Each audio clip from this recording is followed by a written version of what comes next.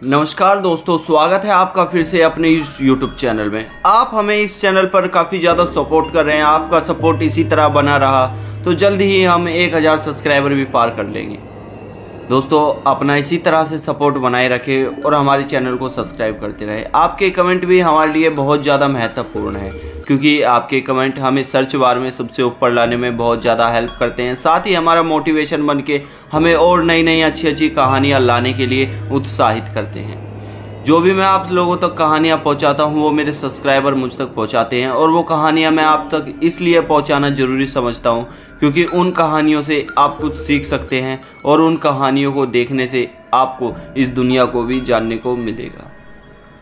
दोस्तों, आज की कहानी एक ऐसे लड़के के बारे में है जो लड़का एक लड़की के प्यार में बहुत ज़्यादा पागल था। पागल क्या कहें, उस लड़की ने ही लड़के पे न जाने किस तरह का जादू कर दिया था, जो कि वो उसके प्यार में इतना ज़्यादा मोहित हो चुका था। उस लड़के का कहना है कि इस लड़की ने मुझे कुछ खिलाया था जिसके बाद से मैं इससे दूर रह ही नहीं सका। ये कहानी मुझे उसी लड़के ने भेजी है जिसका नाम अमन है। बढ़ते हैं कहानी की ओर, उससे पहले इंट्रो। नमस्कार दोस्तों, स्वागत है आपका अपने इस YouTube चैनल में। मेरा नाम है शंकर। मैं कहानियाँ सुनाता हूँ, ऐसे किस्से कहानियाँ आप सभी के लिए लेकर आता हूँ जो सच्ची घटना पर आधारित होते हैं।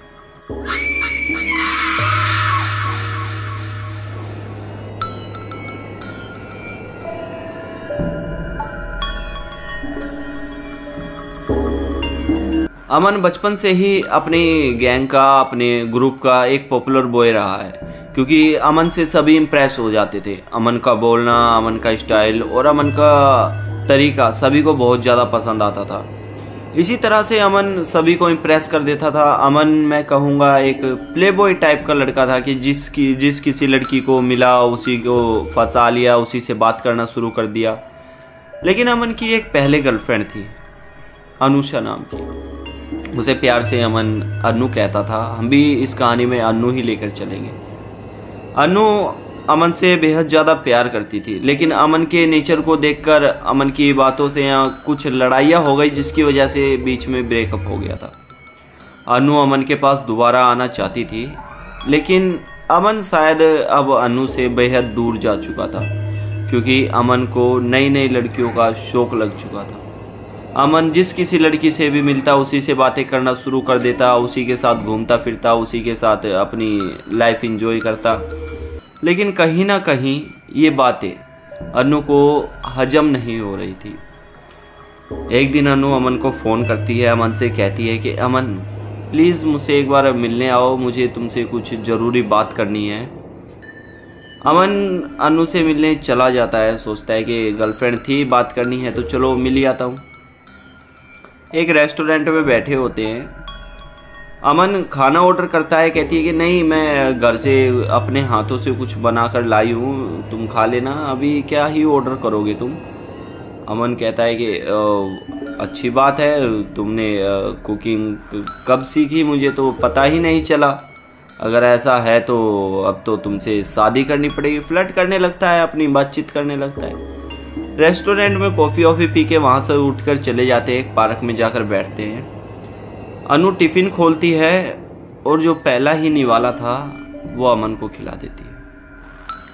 अमन निवाला खाते ही न जाने क्यों अनु की गोद में लेटना, अनु से प्यार करना, अनु की परवाह करना शुरू कर देता है। अनु अब ये समझ चुकी थी कि जो खेल मैंने खेला है वो पूरा हो चुका है, और हाँ, अब अमन मेरे वश में है। शायद अनु ने अमन पर वशीकरण करा था। जो अमन ने मुझे बताया है उसके हिसाब से ये वशीकरण था। वशीकरण की क्रिया में हमें सामने वाले का कुछ शरीर का एक ऐसा पॉइंट चाहिए होता है जो उसके शरीर से लगा हुआ हो। वो बाल, नाखून, कपड़े, कुछ भी हो सकता है, उससे ही वशीकरण किया जा सकता है। और तंत्र विद्या ऐसी भी है कि बिना किसी आपके शरीर के हिस्से के भी वशीकरण हो जाता है। ये तंत्र विद्याएं बहुत ज़्यादा ताकतवर होती है। जिनका इन्हें ज्ञान है वो शायद ही आज खुश है। थोड़ा बहुत ज्ञान रखे, इतना कि जितना आटे में नमक हो, लेकिन वो नमक भी हर किसी को नहीं बांटना चाहिए।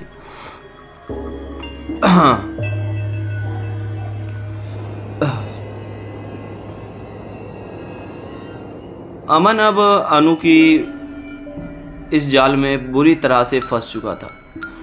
अमन रोज अनु से बात करता, रोज मिलने आता, रोज अनु के साथ घूमता फिरता, एंजॉय करता। अब अमन की ये आदतें भी छूट गई थी कि किसी भी लड़की से बात करना, उसके साथ रिलेशनशिप में रहना। अमन पूरी तरह से बदल चुका था। ये बिहेव सभी को दिखाई दे रहा था और सभी अमन से ये पूछ रहे थे कि अचानक से तुम्हें क्या हो गया है, इस तरह से कैसे बदल गए तुम, और ये तरीका ठीक नहीं है तुम्हारा, तुम जैसे पहले थे लोगों को वैसे ही पसंद थे, तुम ठीक हो जाओ। अमन से ये बात उनके दोस्तों ने भी, उनके फ्रेंडों ने भी, जो उनकी गर्लफ्रेंड रह चुकी है उन्होंने भी करने की कोशिश की, लेकिन अमन किसी की भी बात सुनने के लिए तैयार नहीं थे, क्योंकि अमन अब पूरी तरह से अनु के जाल में फंस चुके थे। अमन एक दिन अनु से यूं ही मिलने जाते हैं। अनु से बोलते हैं कि मेरे दोस्त यार ऐसे कहते हैं कि तू अनु के साथ क्यों रहता है, अनु ने तुझ पे कुछ कर दिया। अनु क्या ये बात सच है? मुझे नहीं लगता कि तुम मुझ पे ऐसा कुछ कर सकती हो, मैंने उन्हें सबको भगा दिया, मैं आज के बाद उनसे बात नहीं करूँगा। अनु उस समय मुस्कुराने लगी।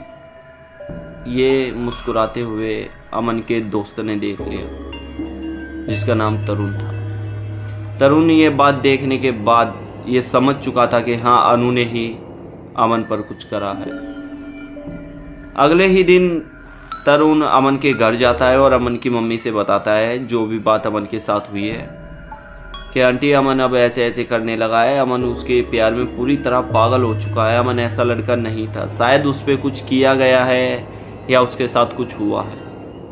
अमन की मम्मी कहती है बेटा मुझे भी पता है ये बात, अमन का नेचर बहुत ज़्यादा बदला हुआ है, वो रात को 2-2, 3-3 बजे तक बाहर बैठकर न जाने किससे फ़ोन पे बात करते रहता है, ये बात मुझे भी समझ नहीं आती।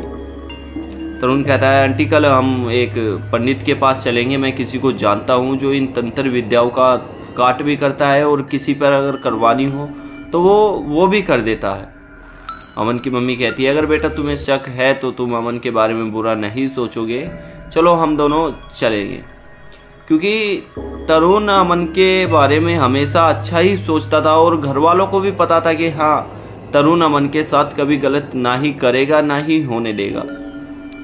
तरुण और अमन की मम्मी जब बाबा के पास जाते हैं, अमन का कुछ सामान लेकर जाते हैं, कंघा हो गया, ब्रुश हो गई, वो बाबा तंत्र विद्याओं से अमन के जानने की कोशिश करता है तो हाँ, अमन पर एक वशीकरण मंत्र का उपयोग किया गया था। ये बात अमन ने खुद मुझे ये बताई है कि भाई मुझ पर वशीकरण किया गया था और जब उस वशीकरण का तोड़ हुआ तब मैं अनु के साथ ही था, और जब मेरी तोड़ होते ही आंखें खुली तो मैं वहाँ से तुरंत निकल गया। मेरे को ये समझ नहीं आ रहा था कि मैं यहाँ पे क्या कर रहा हूँ। मैं आज की डेट देखकर चौंक चुका था कि मुझे 4 महीने होश ही नहीं था। इसी तरह से बातें चलती रही। अमन की मम्मी ने अमन का इलाज करवाया, अमन की काट करवाई। आज अमन बिल्कुल ठीक है और जैसा उसका पहले नेचर था आज भी वैसा ही है। मैं कहूँगा आज भी वो प्ले टाइप बॉय ही है। अमन को ये बात बुरी नहीं लगती कि कोई उसे प्ले बॉय टाइप कहता है, क्योंकि अमन को ये पता है कि हाँ ऐसा हूँ मैं तो लोग मुझे कहते भी हैं। आज की कहानी में इतना ही दोस्तों। अगर आपने अभी तक इस चैनल को सब्सक्राइब नहीं किया है तो प्लीज़ चैनल को पहले सब्सक्राइब कर लीजिए, क्योंकि ऐसी ही इंटरेस्टिंग स्टोरी आपके लिए मैं लेकर आता रहता हूँ जो आपको बेहद पसंद आती है। क्योंकि जितने भी मेरे सब्सक्राइबर हैं जो भी कमेंट करते हैं वो बहुत ही ज़्यादा प्यारे होते हैं, बहुत ही ज़्यादा मोटिवेशनल होते हैं। आप भी कमेंट कीजिए अगर आप नए हैं तो इस चैनल पर। साथ ही आपका बहुत बहुत धन्यवाद वीडियो एंड तक देखने के लिए। मेरा नाम शंकर है। अगली कहानी में मिलते हैं।